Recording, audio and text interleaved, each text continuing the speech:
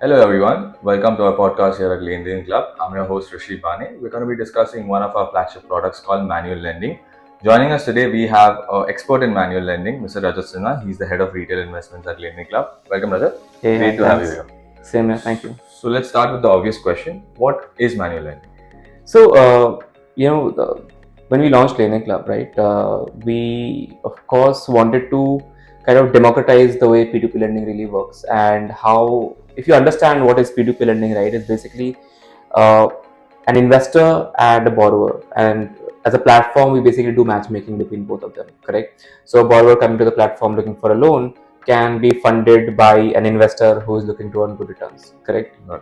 Now, among various things, manual lending is one of the options that we launched, I think, in October last year, and since then we have seen tremendous growth and value addition by for the investors, right? So it has kind of consistently grown month on month, and the reason behind that is people do see value in investing in manual lending by themselves, correct? So now, what is manual lending? It's very simple.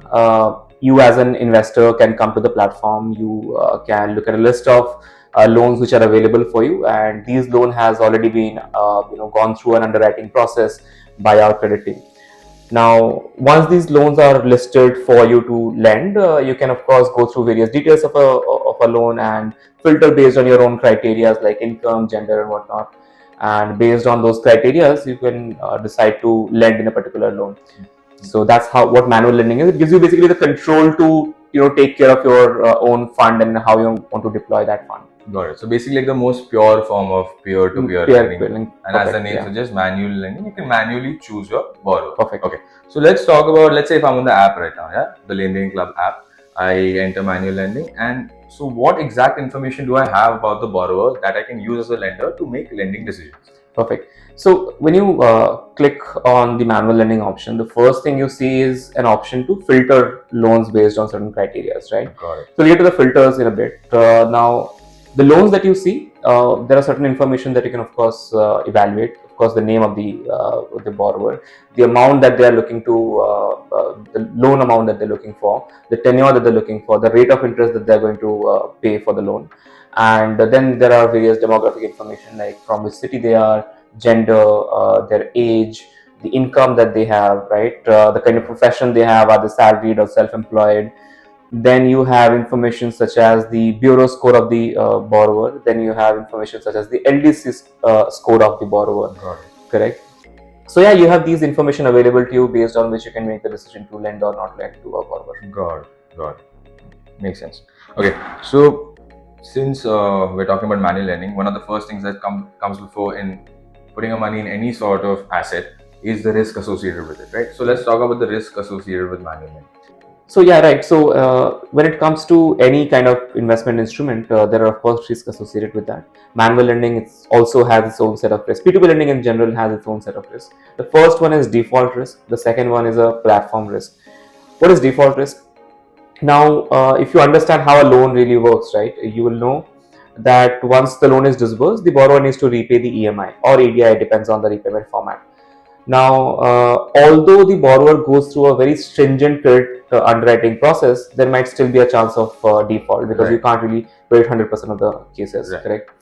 So, what default risk means is that in case a borrower delays the repayment or does not pay the repayment of his EMI or ADI, then you might end up losing your money, and that's the primary risk that a lender really needs to go through. Right. Now, the other risk is of course platform risk, the platform through which you are investing. Now, very rare case, but it may still happen when the platform might go out of business or might shut down. So that's the second kind of risk that you need to keep in mind. Right. So these are the two things someone before putting their money in manual lending needs to keep in mind. Right. Fair enough. So when we talk about manual lending, why is the minimum amount only 500 rupees per borrower? So the reason behind that is to kind of reduce your risk and allow you to diversify in as many loans as possible, right? Okay. Sometimes what happens is if you are lend, let's say the entire loan amount, you fund the entire loan amount, and if that borrower defaults, then you have 100% chance of losing your principal plus, the interest. Okay. So because of that reason, we have capped it to 500 right now. So you can diversify it to as many borrowers as possible and then reduce your risk.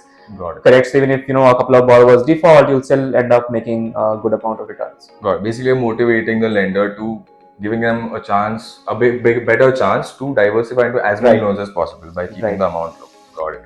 Okay. So, talking about manual lending, one of the keywords or key terms that comes up is NPA. What is NPA and how does NPA affect a lender? Yeah, so an NPA is a non-performing asset, right? This is one way of analyzing how any portfolio or any platform is performing, correct? So for a lender, what you need to understand is what is the NPA of any particular platform before you go ahead and decide to lend with that platform, and historically look at the data, understand how the platform performs, and based on that you can kind of take that risk that okay, this platform has good NPA, bad NPA, and then decide. Now this might affect this for your particular portfolio. It might differ, which may or may not be in your control. But if you still evaluate the platform based on this data, you'll be able to measure the right platform and the wrong platform. Got it. So let's say, for instance, I diversified into 50 loans, as a potential lender. Out of the 50, 2 of them default, okay? So they go into my NPA, 2 NPA out of 50. So what tools do I have at my disposal, or how does LenDenClub help me track the borrower, the collection process? Yeah. So, like I said earlier, right, LenDenClub ensures that any borrower who is listed on the platform goes through a very stringent credit underwriting process, correct?